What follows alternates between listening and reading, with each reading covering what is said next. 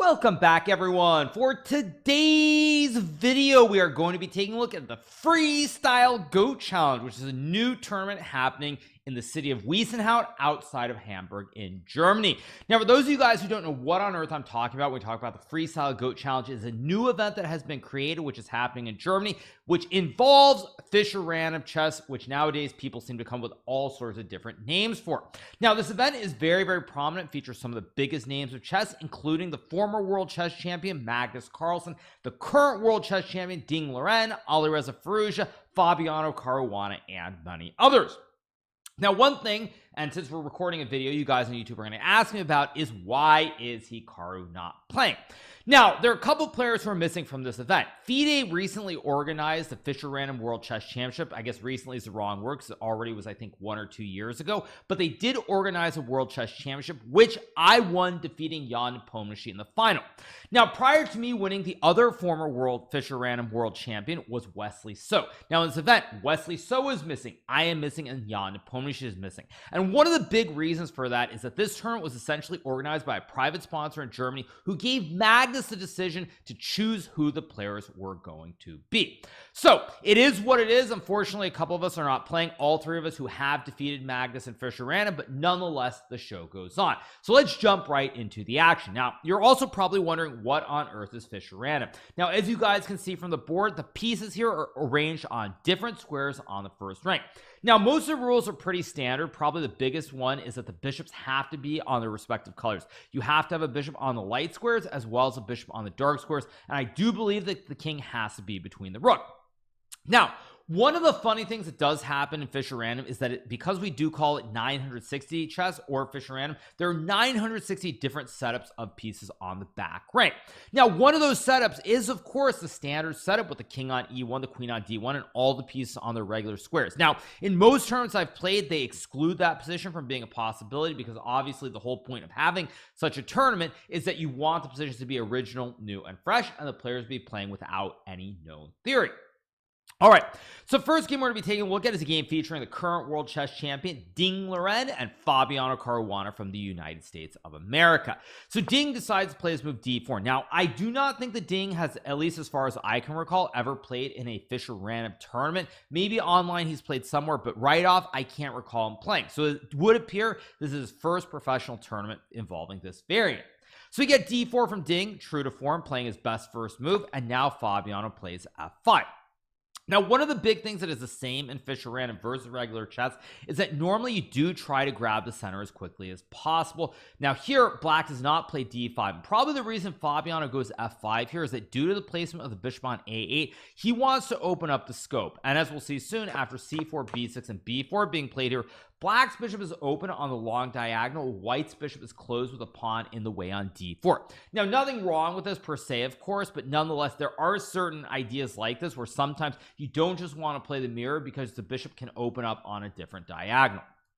So in this position, we get this move b4 here from Ding, and according to the computer, this is already potentially a slight blunder, but Fabiano decides to play this move e6. Now the computer thinks that here black can sack the bishop with bishop takes g2 on move number 3, and after king takes g2, if you don't capture the bishop, I win a rook. There's now the move queen to g6. White has to run the king up. If you go king h3, we run into checkmate, the 5-move checkmate, very well-known theoretical checkmate in Fischer Random chess, and so white has to go to f3 here.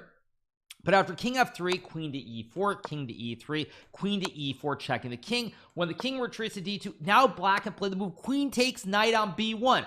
And already black is actually up a pawn here. The computer thinks that after bishop c3, knight d6, and bishop c2, apparently some kind of ridiculous repetition here with knight b2 and knight c4 leading to a draw. But nonetheless, the game could have spun wildly out of control if Fabiano had seen this idea with bishop takes g2. Fabiano instead plays the move e6, trying to open up this dark square bishop, put it on this other diagonal. We get f3. And now Fabi plays knight d6. Now knight d6 is a move that targets the pawn on c4, but also you try to stop white from building this big wall of pawns on the 4th rank here. Ding plays knight to d2, and now Fabiano goes f4, trying to stop e4. One thing that I should point out is, much like in regular chess, some of the rules still do apply. So if white tried to play e4 to build this big white center, black would play the classic end peasant with f4 takes e3. So Ding goes bishop to c2, and now Fabiano stopped white from playing in the center of the board by pushing the pawn, but now the light square diagonal is open for this bishop on c2. Whereas if we could go back maybe a couple of moves, let's just say white puts a knight on d2, a knight on f3, and you get something like this. For example, white's bishop is not actually open on this diagonal, and black's bishops are really well placed on f6 and a8. Bishop puts scope here, you have pressure on this diagonal, and if anybody is better, it probably is black. So back to the game, we get bishop c2. Ding now has an open diagonal for his light square bishop, and the bishop on a8 is far less effective as these pawns prevent it from being as active. We get knight to f5 from Fabiano. Bishop takes knight, pawn takes bishop, and Fabiano now takes the double pawns in return for a lot of pressure on this backwards pawn on e2, maybe queen e3, rook e8, and it looks like white's king is also in some trouble.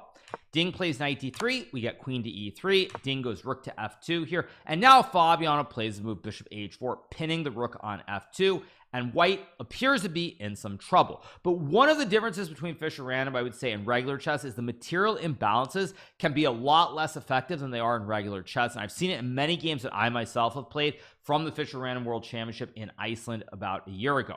So here Ding plays knight to f1, we get bishop takes rook, queen takes bishop, and now we get the queen trade, and d5 is played here by Fabiano. We get knight to d2 being played by Ding, and already here the computer thinks that black is only a little bit better here, and the main reason is you have the double pawns here on f5 and f4. White's rook is coming into the game very quickly, and your rooks are actually not very active on f8 and h8. Game continues with d takes c4, knight takes c4, now Fabiano goes g5, Ding plays d5, opening up the scope for the bishop. Fabiano captures the pawn, we get this move bishop takes rook, bishop takes knight, bishop back to b2, and the dust is somewhat settled as we now are back in a regular game of chess. Now Fabiano does have one extra pawn here. You'll notice that he's got 7 pawns versus white's 6 pawns. That being said, one of the pawns is a double pawn, which can be attacked very easily by h4 here to open up the h file. White also has rook c1, and on top of that we have opposite color b's here, so for that reason white should not be all that much worse. We get bishop takes d3 being played here, pawn takes bishop, now we get rook to d8, Ding goes king e2, knight to a6, we get rook c1, now c5, takes, and Ding goes bishop f6. Here Fabiano plays rook takes d3, and we get the move bishop takes g5. Now we have rook to a3, and Ding plays this move rook to c2, guarding the pawn on a2. Now black is still up a pawn here, but these double pawns on f5 and f4 are not super effective. Nonetheless, the game will probably go on for quite a while. Fabiano plays knight to e6, Ding goes bishop to f6, trying to move the bishop away from being captured, but also if you go to h6, there's knight to d4, which would fork the king and the rook. We get bishop to f6, Fabiano plays king to f7, and now Ding plays this horrible move, bishop to e5. Now Ding is the current world champion, a player who's shown great technique, but here he simply shows some rust or just a lack of sharpness when he plays move bishop e5, because after bishop to e5 it's spaghetti time. We get rook to e3 being played by Fabiano, which checks the king and attacks the bishop, and here Ding Laurent resigned. If Ding moves the king, you capture the bishop, black's an extra knight and a pawn, and the rest will be very basic. So Ding Laurent, the world champion, blunders a very basic one-move tactic, and in the first round he suffers a very tough loss to Fabiano Caruana. So let's move on to the next game. Now I realized at the start of the video I don't think I got into this, what the specific format is, but the players are playing games of rapid chess, meaning they're playing 25 minutes with a 10-second increment for move number 1. So one move blunders like bishop to e5 really should not occur. So players are playing 7 games of rapid chess over 2 days because there are 8 players. You play everybody one time, and then there will be classical Fischer Random chess where the time control will be 90 minutes for 40 moves, and then afterwards 30 minutes with 30-second increment going forward. So in this stage it's just to determine the seeding before the players enter the knockout phase of matches.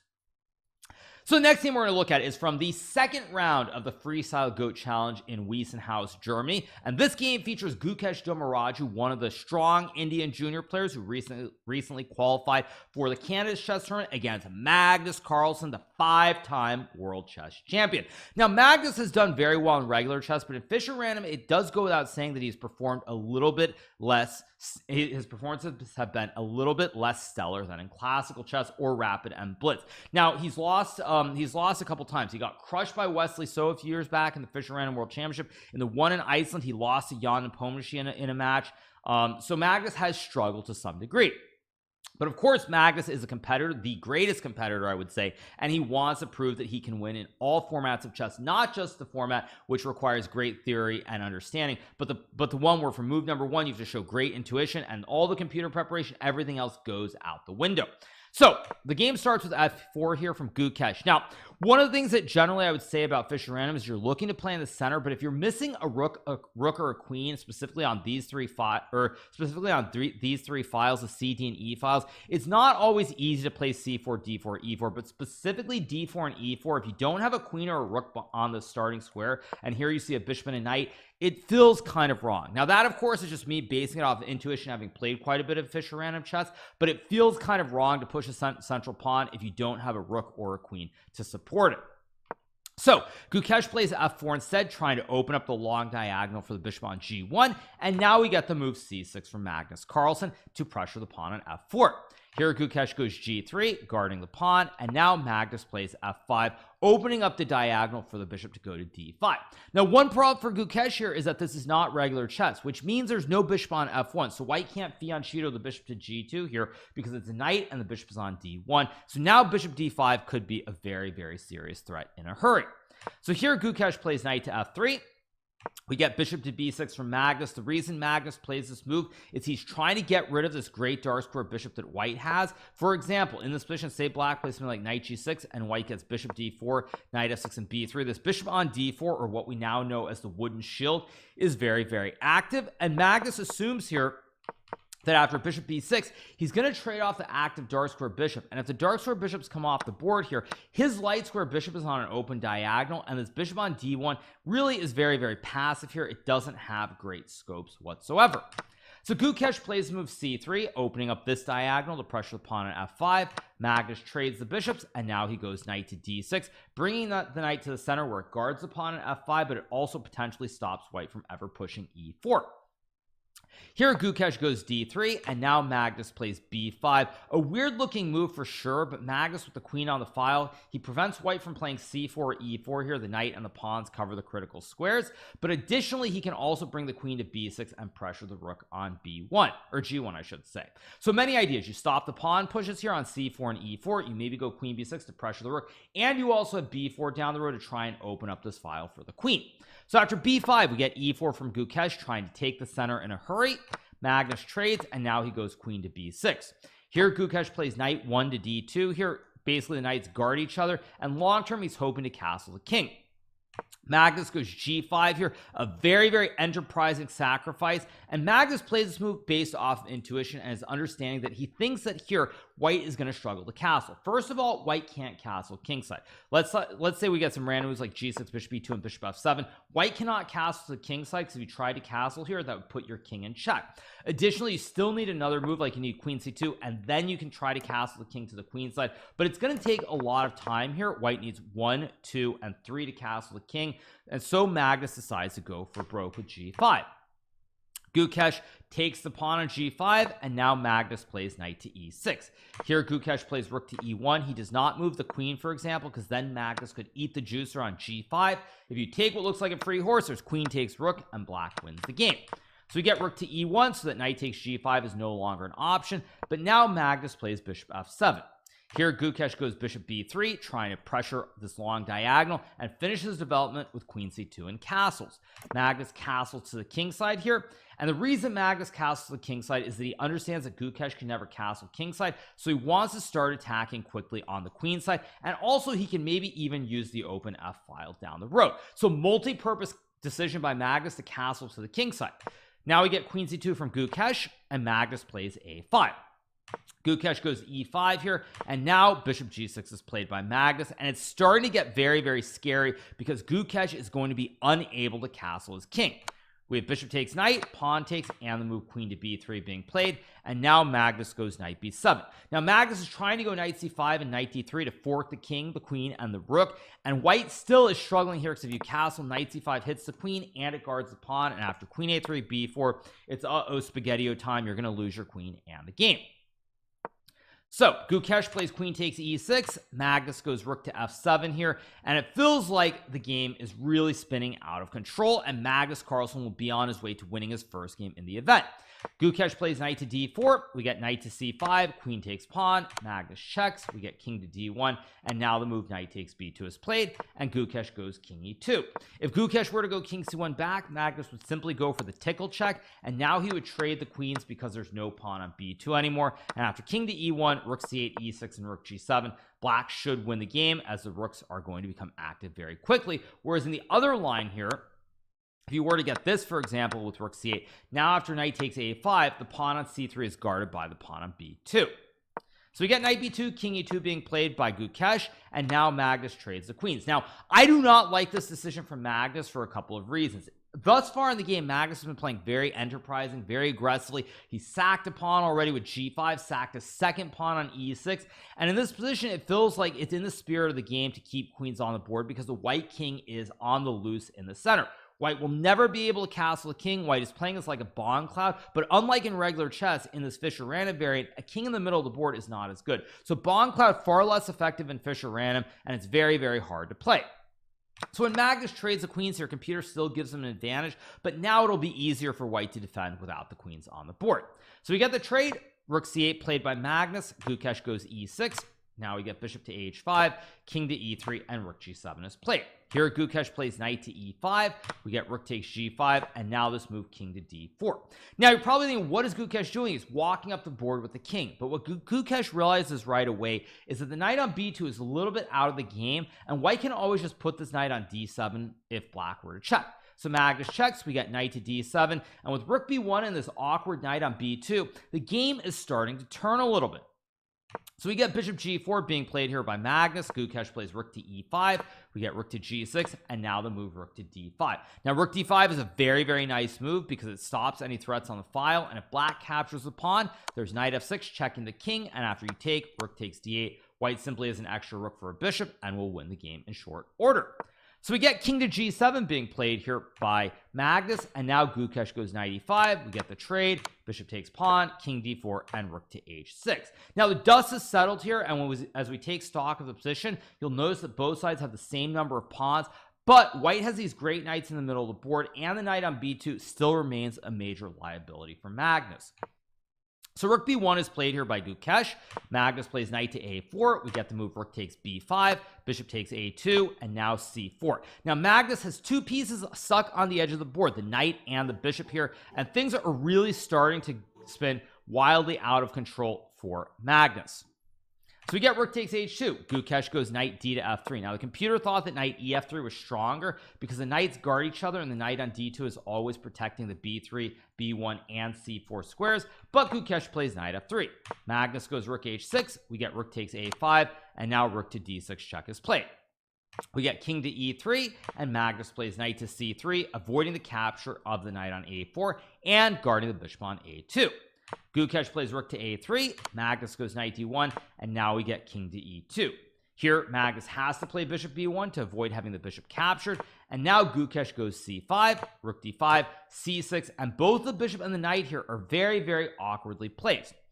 Magnus plays bishop to f5, trying to stop the c pawn from queening, but Gukesh keeps pushing p here with the move c7.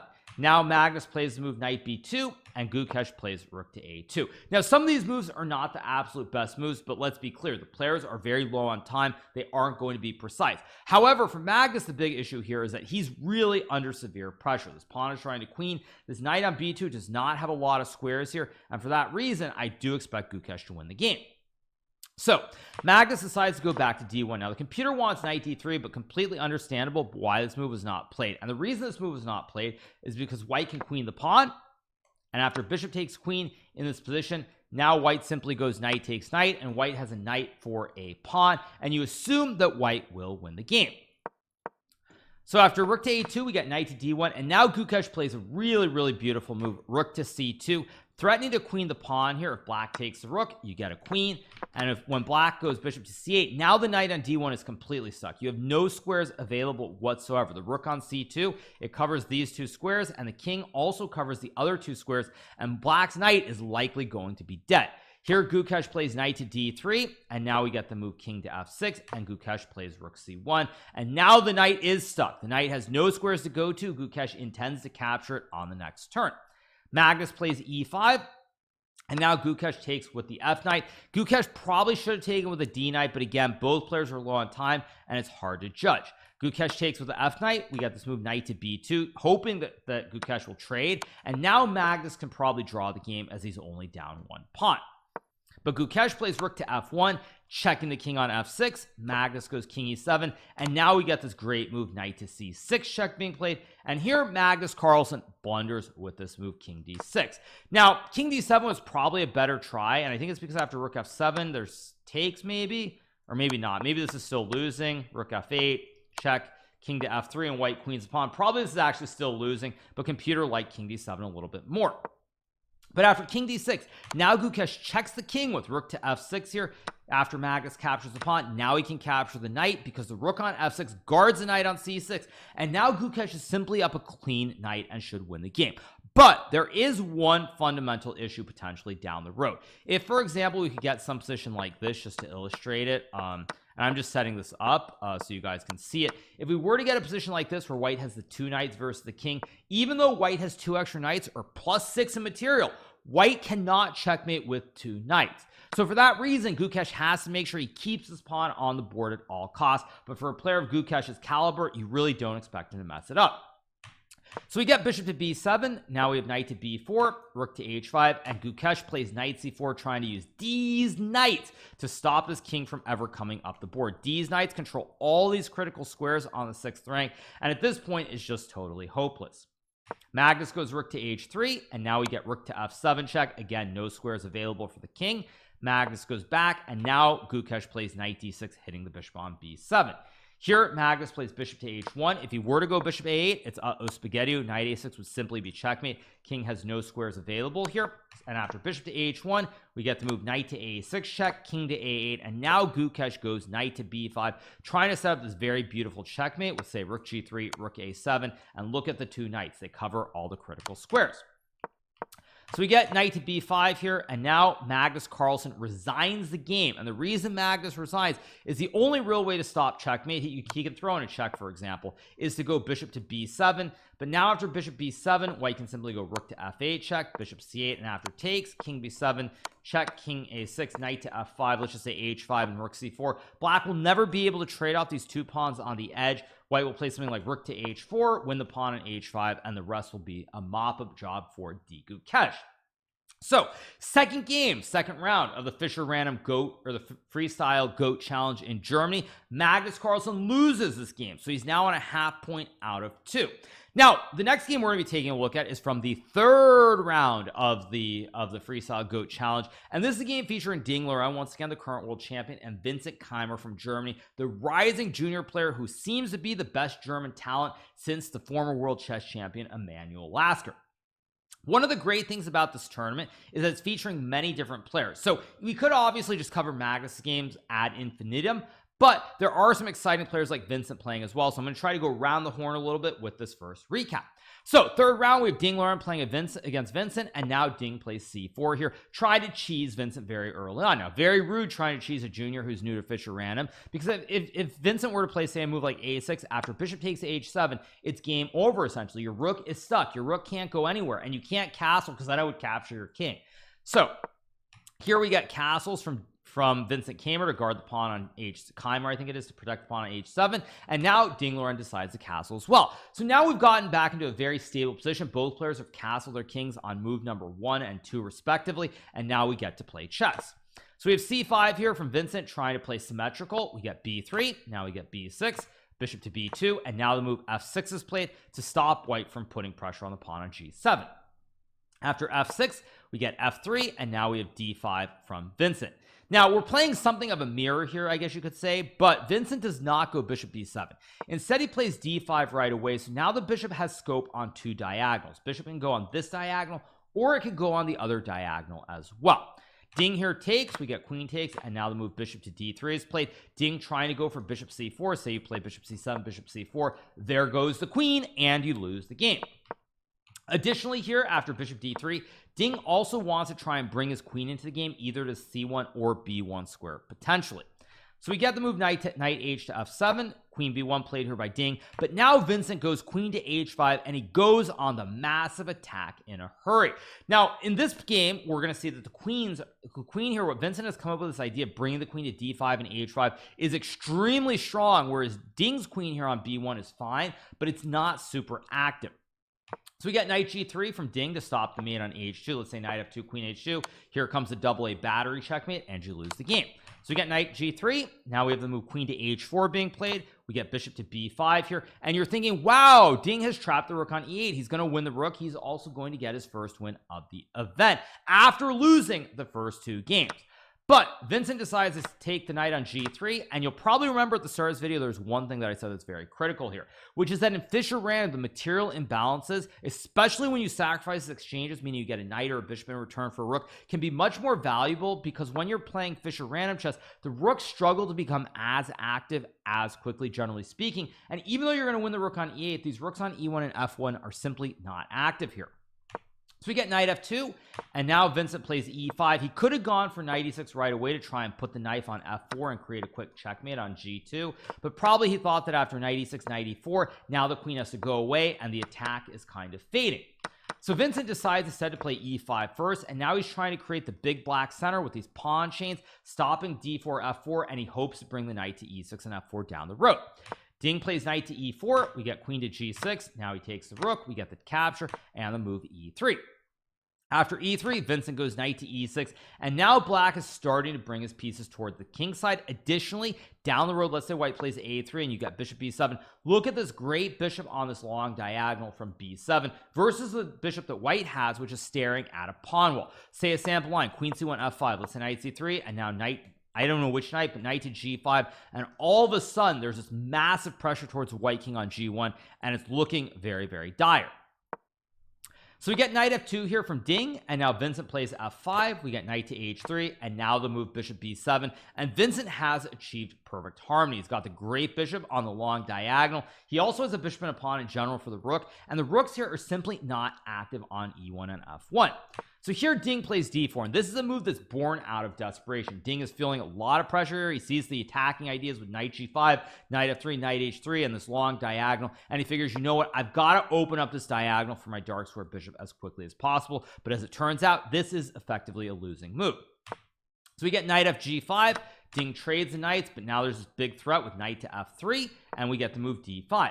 After d5, Vincent plays the move e4. Now Vincent could have taken the pawn here, but he probably figured after queen d1, bishop c6 here, while he has a bishop and 2 pawns in return for the rook, there is an open file. e5 is a little bit weak, and he simply is having no part of it. So he goes e4, which is a move that I absolutely love, and the reason I love this is that now for Ding, when he captures and Vincent plays rook takes pawn, he realizes his pawn is a serious weakness. If this pawn ever goes forward, spaghetti, you just get crushed on the diagonal. Also, it's very weak here, so you're probably not going to be able to save the pawn, and Vincent just wants to go rook g4 like a caveman, create the double stack, and mate Ding's king. So Ding plays rook to d1, which effectively loses. He could have played queen to d3 maybe according to the computer, but after knight to h3, king to h2, and queen d6 here, g3, queen h6, king g2, and knight g5, rook h1, and queen d6, rook d1 to guard the pawn. After rook g4, black is just completely winning here. The king on g1 is so weak. Diagonals opening, files opening, and you're going to lose the game. Now again, computers here probably put a better resistance than Ding did as the world champion, but nonetheless, position is very bad. So we get the move rook to d1 here, knight h3 is played, king to h2, and now Vincent plays queen d6 check. Computer thinks that rook to h4 actually wins on the spot, because after pawn takes knight, you can simply go queen to g4, threatening the ladder checkmate with rook takes h3 here. And if white plays queen takes f5, same thing, it's just checkmate. And if you go rook to f3 after takes, it's still going to be the classic right triangle checkmate with the rook and the queen here in the corner and 90-degree mate. So rook to h4 would have won, but Vincent plays queen d6 instead. We get g3, and now we have knight g5, and it's very similar to the previous line that we saw here, where black is just going to go rook g4, knight e4. There are just too many weaknesses to defend. Ding plays rook takes pawn. We get queen to h6 check. King g1 is played, not king g2, because then queen h3 would collect the rook on f5. King g1, we get rook takes e3. Ding plays rook to f1, and now we get rook takes pawn on g3. After king to f2, queen to h3 is played here, excuse me. Worth pointing out that queen to h2 would not lead to checkmate, because after king e1, rook e3, king d1, queen e2, white slides the king, bishop covers the square, and the rooks guard each other, and white is still kind of in the game. So Vincent goes queen to h3. Ding plays king to e1. We get knight to f3 check being played, and after all the pieces are captured here, Ding Laurent resigns the game in view of the fact that he's already down 2 pawns on the king side. He's probably going to lose a 3rd pawn in the center, and effectively what would happen is something like queen c2, check, check, takes, and with black having 3 extra pawns here, the opposite color bishops don't really matter. For our 4th and final game of the day, we have a game being played between Magnus Carlsen and Levon Aronian. Now, Magnus not off to a great start. 2 draws and a loss in the first 3 rounds, but he has a chance to try and steady the ship and get back to an even score if he's able to win the 4th game against Levon Aronian. Now, Levon Aronian is a player that we've known of for a long time. Very strong player. I actually defeated him in one of the first unofficial Fischer Random World Championships back in the year of 2009 in Mainz, Germany, but he's remained at the top for a very long time, and he's a player who's very creative. So Magnus decides to play c3 on move 1, and Levon decides to go g6 here. Of course, Levon also doesn't want to get cheesed on the diagonal and lose the game right away.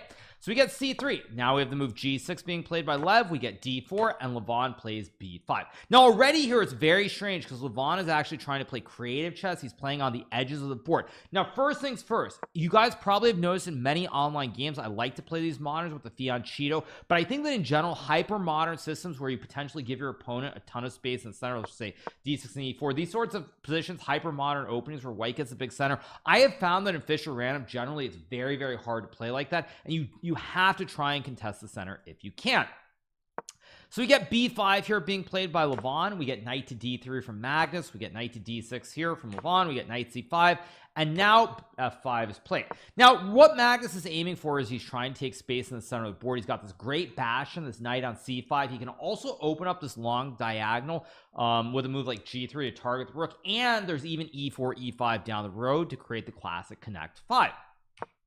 So Aronian plays f5. Now Magnus goes g3. f5 was a move designed to stop white from taking the center, but after we get c6 and Magnus now goes knight to f3, the position is already very hard to play. And the reason it's very hard to play is that black has a couple of big issues. First and foremost, he's got this terrible bishop on c8 with this pawn wall in front of it. Bishop has no scope. Additionally, white has these great bishops. Both are on active diagonals, and white can also play e4 to open up the center of the board right away. So we're only on move number 6, but as you guys can see from the evaluation bar, things have gone very wrong for Levon here, and he's already in really bad shape. So Levon plays knight to f7 with the idea of going d6 to kick the knight out of c5, and now we get this move knight to g5. Great move by Magnus, trying to get rid of this knight, open up both these diagonals for the 2 Bs, and additionally play e4 down the road as well. So we get knight takes knight, bishop takes knight is played here, and now Levon goes bishop g7, and Magnus plays bishop f4. Here Levon plays this move d6. Probably he should have played e5, but no doubt he was very concerned that after something like takes, and queen d3, there's all kinds of tricks here. Let's just say you were to trade the bishops, for example. White could maybe just take right away, and after takes, knight e6 here, we get the classic family fork here with the knight hitting the king, the rook, and the queen.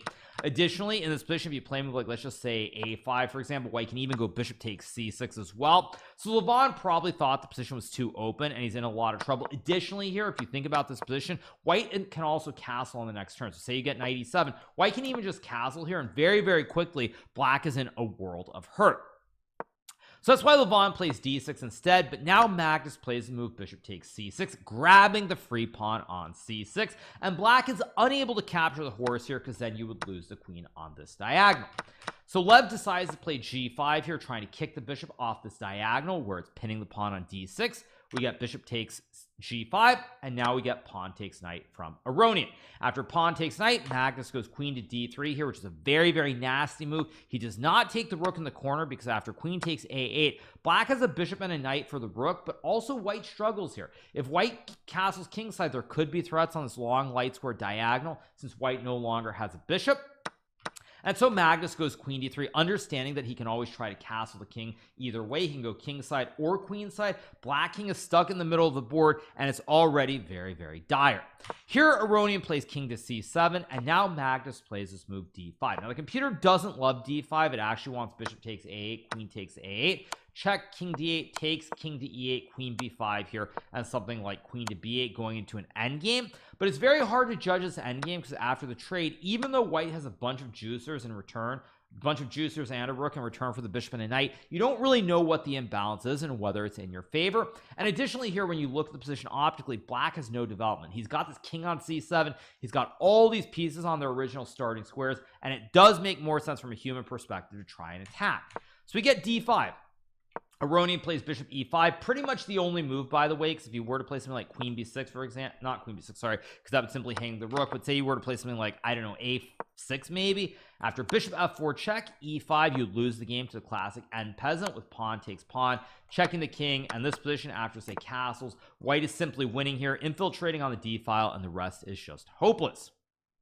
So we get bishop to e5, stopping bishop to f4, and now we get the move a4 from Magnus. Now, Magnus really trying to just rip open the protection in front of the black king here on c7. We get bishop to b7, and now Magnus castles his king to the king side. Now here, Magnus is down effectively a rook for, or Magnus is down technically a bishop and a knight for the rook, but nonetheless with this king on c7, no development here, the queen on b8 specifically, and white being able to open up the a file here and the closed center, it's just very, very hard to play. So we get b takes a4, Magnus plays rook takes pawn, or sorry, not two pieces, sorry, he's a bishop for, he is a, Magnus is down a piece, or sorry, he's down a piece, my bad, he's down a piece, I can't count. Even though Magnus is down a piece here with all these pieces undeveloped, it's just too hard for a human to play. So we get the move bishop to d6, and now we have b4, another great move from Magnus, understanding that he's got to rip open the protection in front of this black king. And if you can get rid of the pawns in front of the king, if you just look at this position, you've got 1 2 3 4 pieces on their original squares. King is very, very weak here. White's going to play on the a and the c files, and it's just totally hopeless. So we get bishop takes bishop, pawn takes bishop, and now Levon Aronian takes on b4. We get rook takes b4, and here Aronian simply resigns the game. Now, it's very, very abrupt what happens, but the problem is it's already impossible to play. If you were to ignore it, say you play a move like knight f6, I can take and then play this move bishop takes knight, because after takes, queen d7, king up b6, there's rook to b1, checking the king on b6. And if you were to play something like, I don't know, queen c8 to stop this queen d7, after takes, rook to b1, let's say you play rook to b8, stopping the infiltration. Now there's bishop f4, block, rook takes a7. If you go back, there's probably just takes and then a c7, forking the king and the queen. It's totally a disaster. And if you go king c6, there's probably a checkmate here. Not sure what the quickest one is, but even just simply queen c4 block and rook takes b8 would be good enough to win the game. So Levon takes and probably thought that maybe Magnus would take with the pawn here, and then maybe there's like a6. He temporarily, the king is kind of safe on c7 with the hostage pawn in front of it. It's still very, very bad and hard to play, but when Magnus plays rook takes b4, you simply can't do anything. If you move the queen to c8, I have rook to b7, checking the king and creating the kebab on the 7th. After king d8, I take the bishop. You've got the pin. King e8 takes his mate, and if you were to play this move, king takes c6, there's queen b5 checkmate as well. You could obviously give up the queen, but this position is totally hopeless because the king is so open here. Say king c7 and just queen c4, king d7 and queen b5, and white will win the game in short order. And if you were to take the rook, which is the other obvious option, after queen to d7 check, king to b6, now white has bishop to e3 checking the king. If you block with the bishop, there's rook to b1 check, winning the queen. After say king a5, there are many ways to win, but even just takes, and bishop c5 is simply winning. King on the rim, pass pawn, many threats towards his king, and white will win the game. And if you were to go king to b5, there's c7 creating the fossil where I win the queen on b8. and after king to a6, same thing. I can probably just go many ways to win. Computer actually just wants pawn takes bishop, says it's plus 41.0. Now I gotta be honest, I don't think I've ever seen plus 41.0 from an engine, but white is just winning because there's rook to a1 and this king on a6 is getting checkmated in short order.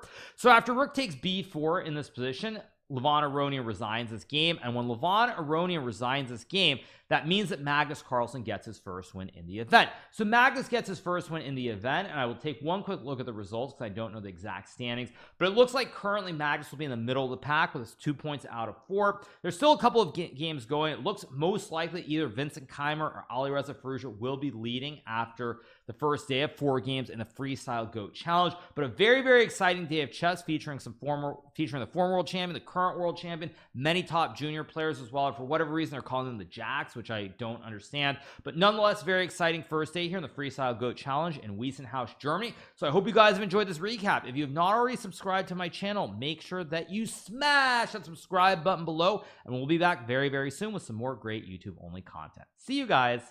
Bye.